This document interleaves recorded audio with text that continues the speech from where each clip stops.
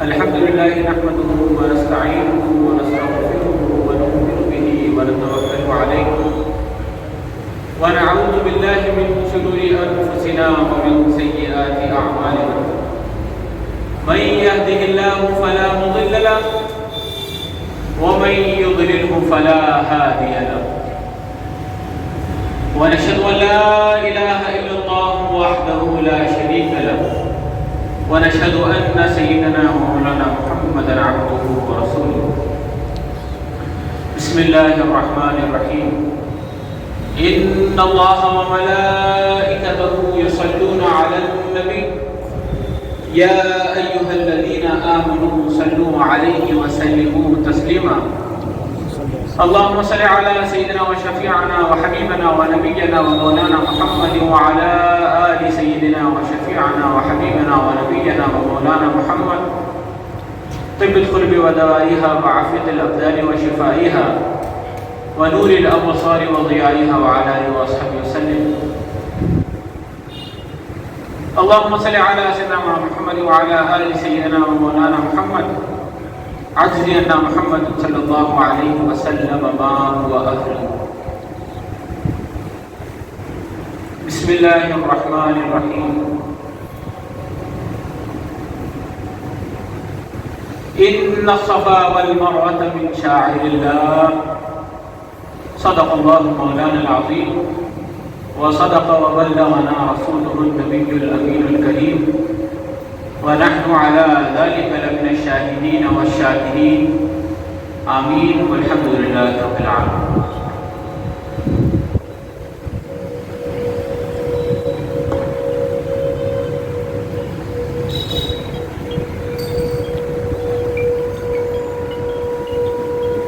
مالک کیا خدا نے اسے دو جہان کا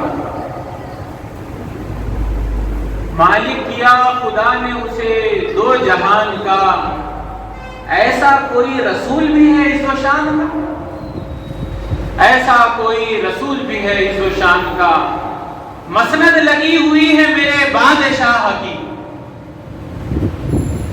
مسند لگی ہوئی ہے میرے بادشاہ کی اس جا جہاں نہ دخل ہو وہم و گمان کا اس جا جہاں نہ دخل ہو وہم و گمان کا تعریف آپ کی نہ کرے ہم تو کیا کریں تعریف آپ کی نہ کرے ہم تو کیا کریں یہ تو غذا ہے دل کی مزہ ہے زبان کا یہ تو غذا ہے دل کی مزہ ہے زبان کا اپنے زمین دل میں وہ رونق فضا ہے خلق اپنے زمین دل میں وہ رونق فضا ہے خلق جن کے قدم سے فخر بڑا آسمان کا جن کے قدم سے فخر بڑا آسمان کا ابھی میں نے جس آیت مبارکہ کی تلاوت کا شرف حاصل کیا اس میں اللہ رب العزت ارشاد فرماتا ہے ان الصفا والمروہ من شعائر اللہ بے شک صفا اور مروہ اللہ کی نشانی ہے اب سوال یہ پیدا ہوتا ہے کہ صفا اور مروہ ہے کیا صفا اور مروہ دو پہاڑی ہیں اسے اللہ تعالیٰ فرماتا ہے کہ یہ اللہ کی نشانی ہے تو یہ دو پہاڑ اللہ کی نشانی کیسے بن گئے اللہ کی نشانی یہ دو پہاڑ کیوں اسی لیے کہ ان دو پہاڑوں پر بی بی ہاجرہ نے دوڑ لگائی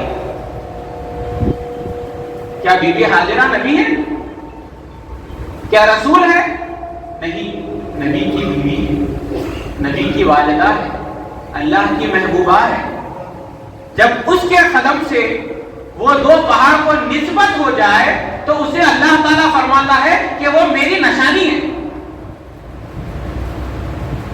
اس سے پتہ چلتا ہے کہ نسبت کا تعلق بہت گہرا ہے ولی کی نسبت نہیں نبی کی نسبت نہیں جو اللہ کے محبوب ہوتے ہیں جب ان سے دو پہاڑ اپنی نسبت جوڑ لیتا ہے تو وہ اللہ کی نشانی قرار دیا گیا ہے۔ آج ہم میری جو گفتگو کا جو محور ہے وہ ہے نسبت۔ ہم کیونکہ حضور علیہ الصلوۃ والتسلیم کی آثار مبارک کی زیارت کے لیے حاضر ہوئے ہیں، یہ سوال اٹھتا ہے کہ یہ اس کی زیارت کرنا کہاں تک جائز ہے، کہاں تک ناجائز ہے۔ یہ سوال کرنے والوں سے میرا ایک سوال ہے، قرآن کہتا ہے، قرآن میں اس کا ذکر آیا ہے، تابوت سکینہ، ایک ایسا صندوق جو آدم سے لے کر حضرت داؤد علیہ السلام تک جتنے انبیاء علیہ السلام آئے ہیں ان کے تبرکات اس صندوق میں، اس باکس میں رکھا گیا تھا۔ اور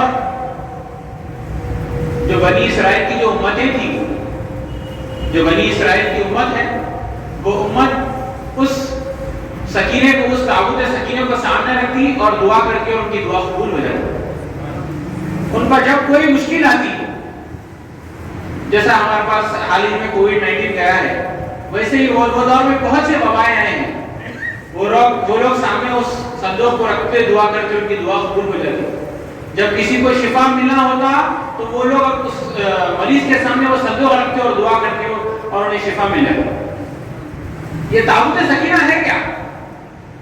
اس میں حضرت ابراہیم علیہ السلام کا جبے کا کچھ حصہ ہے، اور بہت سے انبیاء علیہ السلام کے بہت سے تبرکات، کسی کے نالین مبارک تو کسی کا امامہ۔ تو یہ خرقہ، جو جبہ، جو شایہ کہیے آپ اس کو یا خرقہ کہیے، اس کا ایک ٹکڑا، کیا یہ نبی کا جسم ہے؟ نہیں ہے۔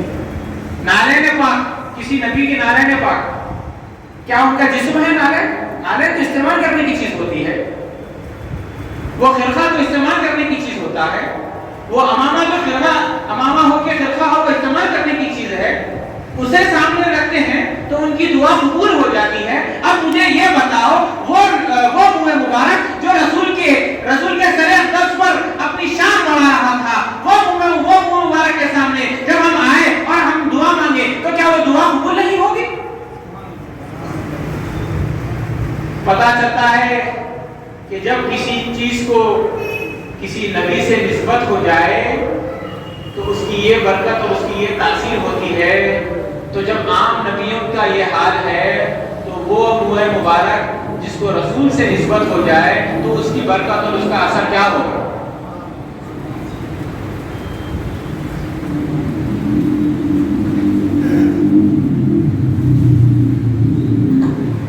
ابھی میں نے تابوت سکینہ میں حضرت ابراہیم علیہ السلام کے خرقے کا گفتگو کیا۔ آئیے اب ہم چلتے ہیں اس واقعے کی طرف جب سرکار مدینہ کی پردہ فرمائی کا وقت آیا تو انہوں نے،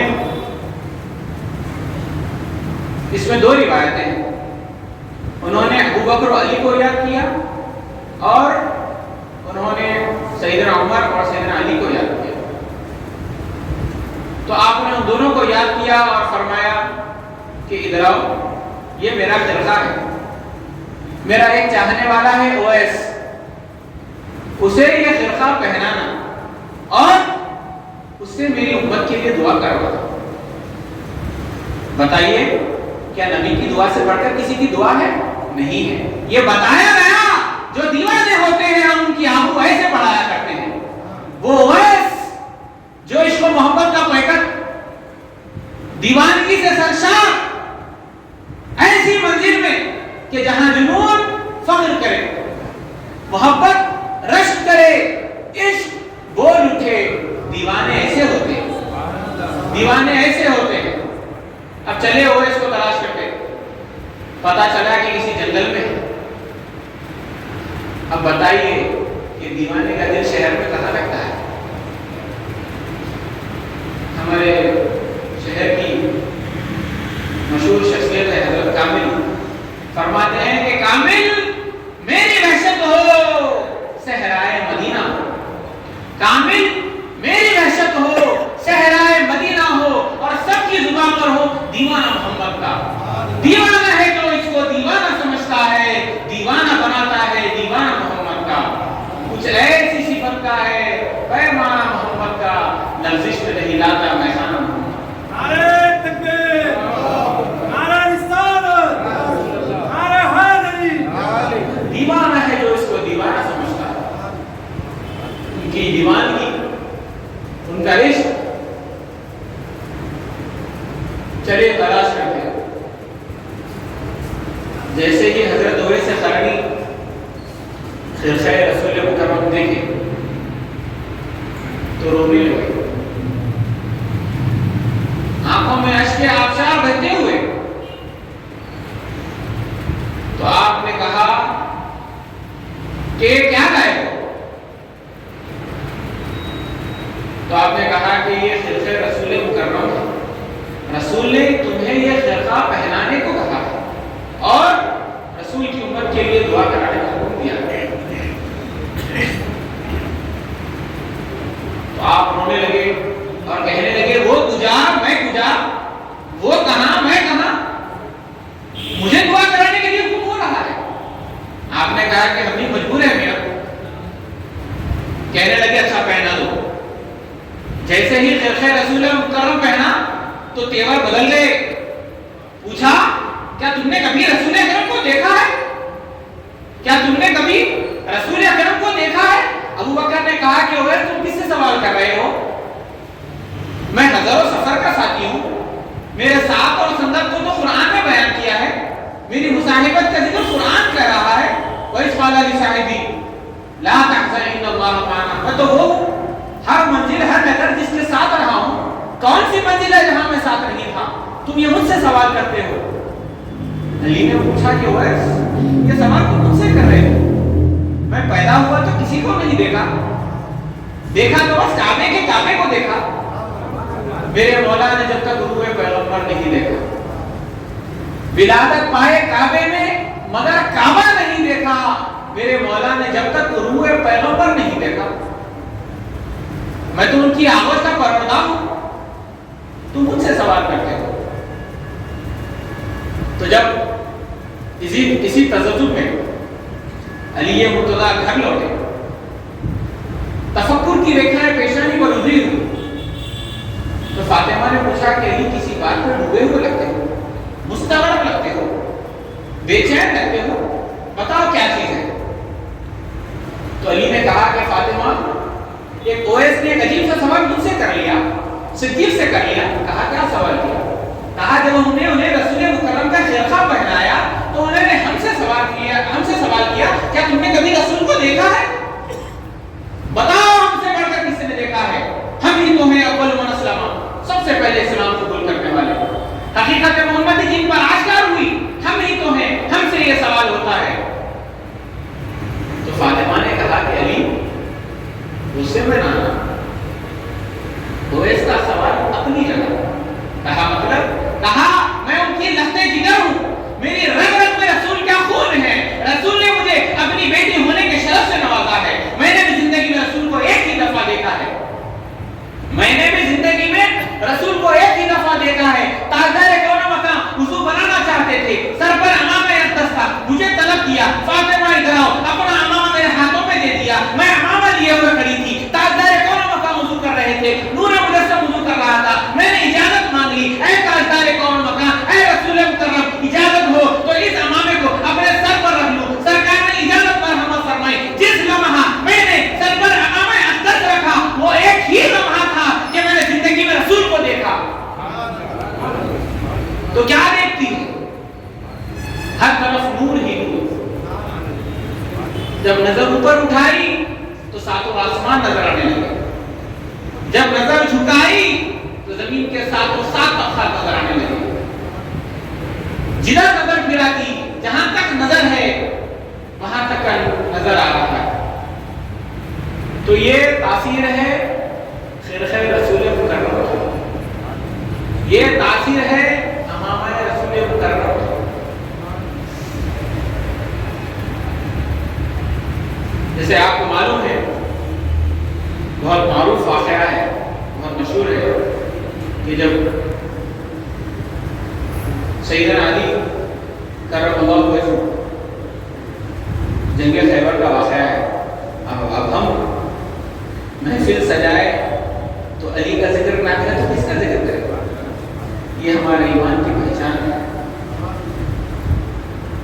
رسول مکرم نے فرمایا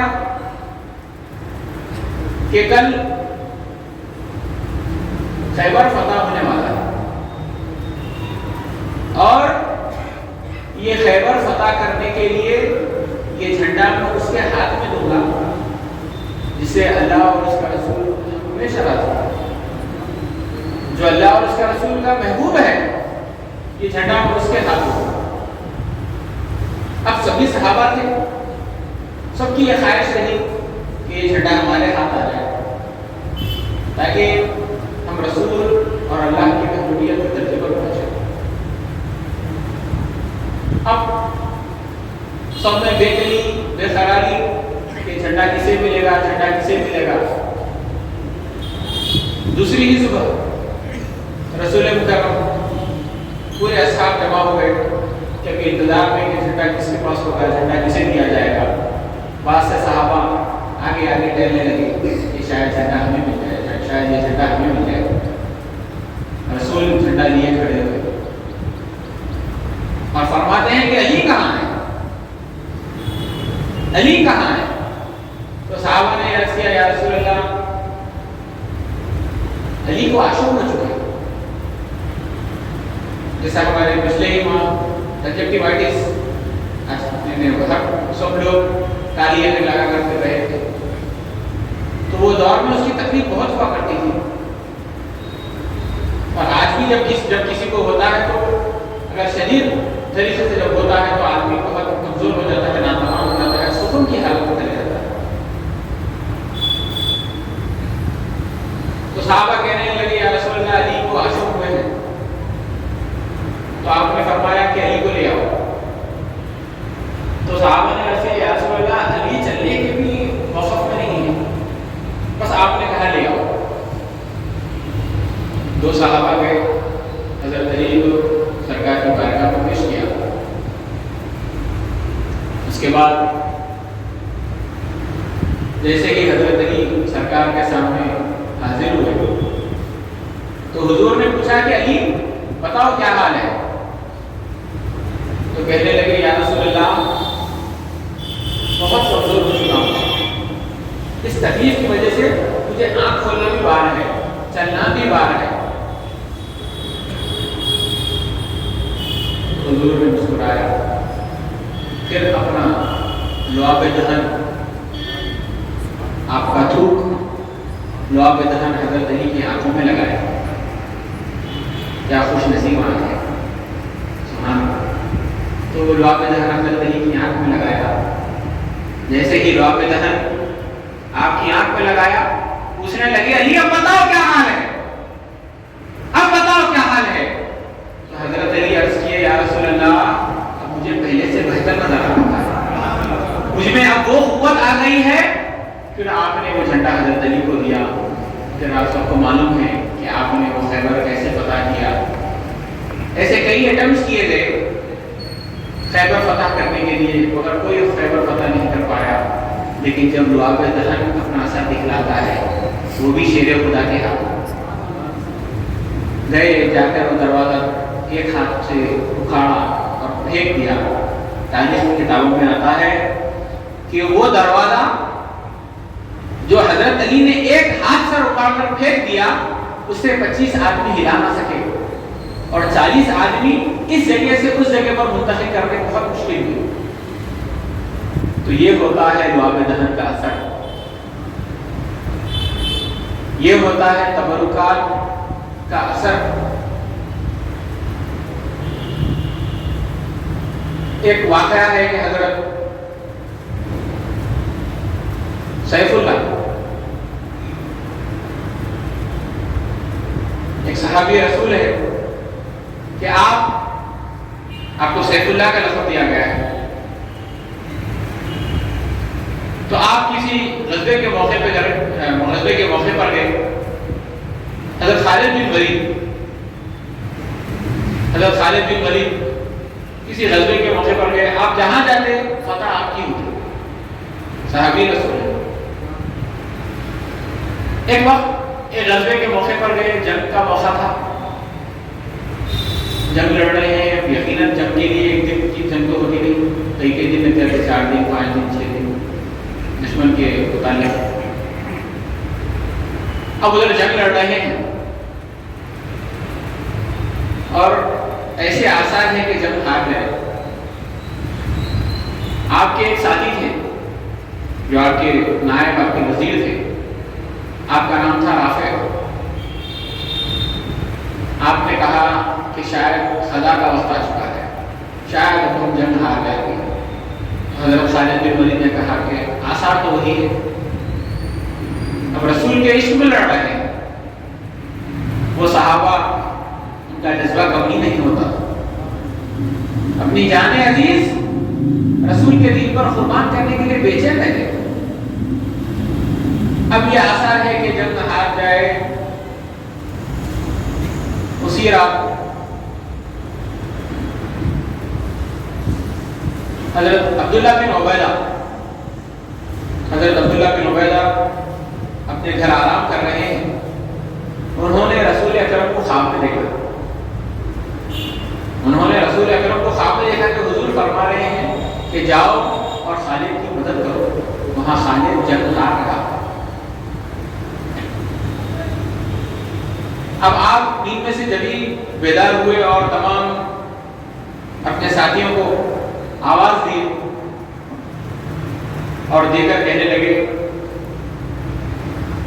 کہ چلو وہاں خالد کا ہمیں ساتھ دینا ہے، وہاں خالد کی جنگ چل رہی ہے، ہمیں ان کا ساتھ دینا ہے. آپ نے اعلان کیا اور سارے کے سارے سپاہیوں کو ساتھ لے چلے. اب راستے میں آپ دیکھتے کیا ہے کہ آپ کے گھوڑے کے ساتھ کچھ فاصلے پر ایک نقابپوش عورت بھی اپنے ساتھ کچھ تبرکات لے کر گھوڑے پر چل رہی ہے. آپ نے اپنے ساتھیوں کو کچھ چند لوگوں کو بھیجا کہ وہ نقابپوش عورت کو لے آؤ، کیوں ہمارے ساتھ چل رہی ہے. جیسے ہی وہ لوگ ساتھ گئے، جاتے ہی آپ نے کہا کہ میرے قریب مت آؤ، میں خالد بن ولید کی زوجہ ہوں، میں ان کی بیوی ہوں. تو انہوں نے کہا کہ آپ کیوں آئے ہو اتنی رات کے وقت، وہاں خالد بن ولید کے پاس ہم لوگ جا رہے ہیں نا، آپ کی کیا ضرورت پڑ گئی. تو آپ نے کہا کہ جب حضرت عبیدہ نے اعلان کیا کہ ادھر خالد جنگ ہار رہے ہیں، ہمیں ان کا ساتھ دینا ہے، تو جب میرے بھی گھر اس آواز سنائی دی اور میں بھی ایک سوچ میں پڑ گئی کہ وہ سیف اللہ ہے، وہ کبھی جنگ ہارتے ہوئے نظر نہیں ہے، وہ جنگ کیوں ہار رہے ہیں. ایک لفظ میری نظر ان کی ایک ٹوپی پر پڑی، جو ٹوپی انہوں اپنے ساتھ ہر غزوے کے موقع پر پہنتے رہ جاتے. کیوں؟ اس میں وہ ہے مبارک، رسول کے بال مبارک اس میں اس ٹوپی میں سیے ہوئے تھے. اب چلے، اچھا ٹھیک ہے چلیے. تو آپ نے کہا کہ مجھے یہ امانت ان تک پہنچانا ہے. چلے حضرت خالد بن ولید جنگ لڑ رہے تھے. اب یقینی بات ہے سپہ سالار ہے، تو اطراف جنگ چل رہی ہے، تو آپ لوگ آگے بڑھے. تو حضرت خالد بن ولید نے اپنے گھوڑے کو روک لیا کہ یہ کون آ رہا ہے اور ساتھ میں نقابپوش عورت آ رہی ہے. آپ نے حضرت عبداللہ بن عبیدہ کو تو دیکھ لیا ہے، مگر یہ ساتھ نقابپوش عورت کیا کر رہی ہے؟ یہ جنگ کا موقع ہے، یہاں زنانے کا کیا کام. جیسے ہی دیکھتے ہیں اپنا گھوڑا روک لیتے ہیں، اور وہ عورت کا یہ عالم ہے کہ ایک ہاتھ میں کچھ تبرکات ہے اور اپنے سیدھے ہاتھ میں تلوار ہے. جدھر چلتی ہے دشمن کے سر اڑانے چلتی ہے. سبحان اللہ. پھر وہ عورت حضرت خالد بن ولید کے پاس اپنا گھوڑا روک لیتی ہے. آپ نے پوچھا کہ مانا کون ہو تم؟ تو کہتی ہے میں آپ کی بیوی ہوں، میں آپ کی زوجہ ہوں. تو پھر خالد بن ولید نے کہا کہ تم یہاں کیوں آئے ہو؟ تو کہنے لگی آپ اپنی ٹوپی بھول چکے تھے. جس ٹوپی میں رسول اکرم کے منہ مبارک تھے، آپ وہ ٹوپی بھول گئے ہیں. میں آپ کو بغیر اس ٹوپی کے جنگ لڑنے کیسے دوں گی؟ پھر آپ نے وہ ٹوپی پہن لی. پھر دنیا نے دیکھا کہ ایسی فتح ہوئی، نہ ہی دوسرا دن لگا نہ ہی تیسرا دن لگا، جس دن وہ ٹوپی پہنے اسی دن اللہ نے انہیں فتح سے نواز دیا۔ تو یہ ہوتی ہے تبرکات کی برکت۔ لیکن جب برکت ہو، جب آپ کو اس کے اتنے فضائل اور اس کی تاثیر جب اتنی معلوم ہو، تو پھر اتنا ہی ادب کرنا چاہیے۔ نہا دھو کر جب کبھی تبرکات کے سامنے جائے تو بالکل آداب کا خیال رکھیں، اور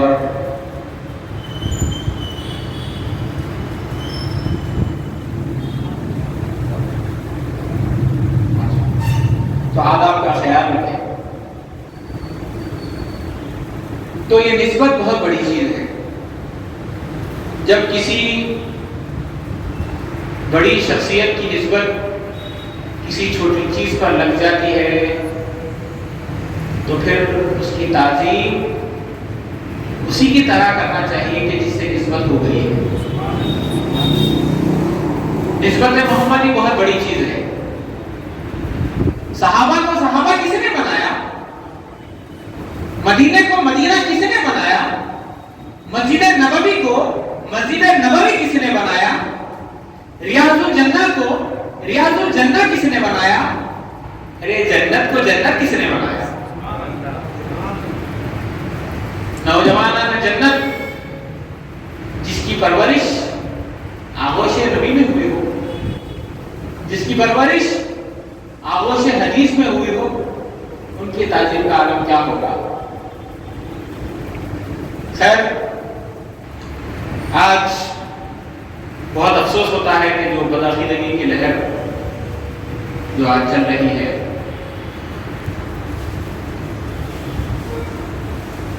اور بہت سے اولیاء علیہ السلام اولیاء کرام کی شان میں بھی گستاخیاں ہوتی ہے کہ یہ اولیاء کرام کیا کریں گے؟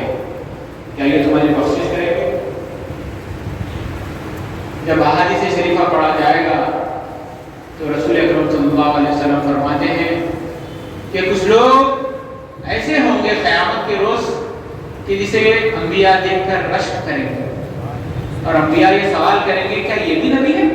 کیا یہ بھی نبی ہے؟ ان کے لیے الگ الگ ممبریں کھڑا کیے جائیں گے،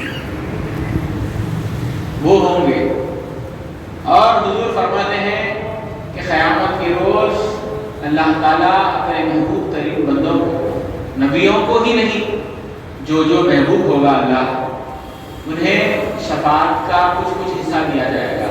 جاؤ اپنے چاہنے والے کو جہنم سے نکالو اور جنت میں لے جاؤ۔ جاؤ عبد القادر، کون قادری ہے، انہیں لے جاؤ، اگر وہ جہنم کی طرف بڑھ رہے ہیں تو ان کا ہاتھ پکڑو اور جنت میں ڈھکو۔ جاؤ معین الدین، کون چشتی ہے، جاؤ بہاؤالدین، کون نقشبندی ہے، جاؤ سہروردی، کون سہروردی ہے، ان کا ہاتھ پکڑو اور جنت میں داخل کرو۔ یہ ہے نسبت۔ نسبت سمجھ میں آئے گی نسبت کے بعد ہی۔ جب نسبت ہو جاتی ہے جب کسی چیز کو، تو پھر وہ اپنا اثر ضرور ضرور نکلاتی ہے۔ حضور غوث پاک کے پاس ایک شخص آئے جو بہت امیر ترین آدمی تھے۔ وہ آئے اور آپ سے عرض کیا کہ حضور آج غریب خانے پر خاصا ہے، دعوت ہے، آپ تشریف لائے۔ تو آپ نے فرمایا یا ہم ہی آنا ہے سب کو لے آنا؟ تو آپ نے عرض کیا کہ جی حضور میں نے سب سے عرض کیا ہے سبھی کی دعوت ہے۔ تو آپ نے کہا کہ ایسا تمہیں معلوم ہے ہم کیا کھاتے ہیں؟ تو عرض کرنے لگے کہ جی ہاں معلوم ہے حضرت، آپ شیروا روٹی کی نوش فرماتے ہیں۔ ہاں بالکل آئے، ضرور آئے۔ پہنچے دعوت کے دن گھر پر، دسترخوان بچھا ہوا ہے۔ آپ سے عرض کیا گیا کہ حضور نوش فرمائیں۔ آپ نے کہا کہ سب آ گئے؟ جی حضور سب آ گئے۔ اچھا، آپ دیکھتے کیا ہے کہ ایک دور ٹوکری ہے، ایک دور ٹوکری ہے، آپ نے کہا کہ وہ یہاں لاؤ،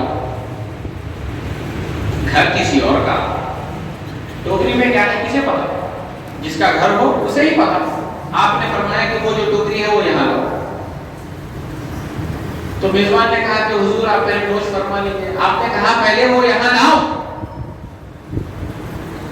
اب جیسے ہی حکم، الحکم فوق الامر، الادب فوق الحکم، جب حکم ہوتا ہے تو ادب بھی اپنا درجہ پیچھے کھینچ لیتا ہے۔ تو لے آئے ٹوکری آپ کے سامنے، آپ نے ٹوکری میں ہاتھ ڈالا، پہلے آپ نے سب سے پوچھا اور یہ سب کو فرمایا کہ اس ٹوکری میں ایک اندھا، ایک وہ شخص ہے جس کو آنکھ نہیں ہے، وہ شخص ہے جس کو ہاتھ نہیں ہے، وہ شخص ہے جس کو پاؤں نہیں ہے۔ اس کے بعد آپ نے ٹوکری میں ہاتھ ڈالا اور فرمایا اٹھ کھڑا ہو جا۔ تو ٹوکری میں سے ایک حسین و جمیل نوجوان اٹھ کر کھڑا ہوتا ہے۔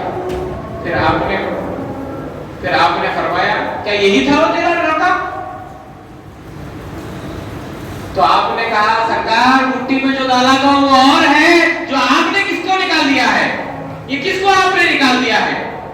تو پھر آپ نے فرمایا تم ہم سے ہماری دعوت نہیں کرنا چاہتے تھے، ہم سے یہ کام کروانا چاہتے تھے، یہ ہمیں گوارا ہی نہیں کہ ہم تمہارا کھائیں اور تمہاری غرض سے آئے، تمہارے گھر کا کھائے اور تمہارا کام کرے۔ اب ہم یہ تمہارا کام کر چکے ہیں، اب ہماری مرضی ہم کھانا کھائیں یا نہ کھائیں۔ تو یہ ہوتی ہے اولیاء اکرام سے نسبت۔ بس اللہ تعالیٰ سے یہی دعا ہے کہ اللہ ہمیں حضور اکرم صلی اللہ علیہ وسلم اور اہل بیت اطہار سے ہمیشہ ہمارا تعلق جوڑا رکھے، ہماری نسبت ان سے پختہ رکھے، اور جس وقت ہمارا آخری وقت ہو ان کے چہرے اقدس پہ نظر ہو اور اس دنیا سے ہمارا سفر ہو۔ صلی اللہ تعالیٰ علیہ وسلم سیدنا محمد و آلہ وصحبہ اجمعین والحمد للہ۔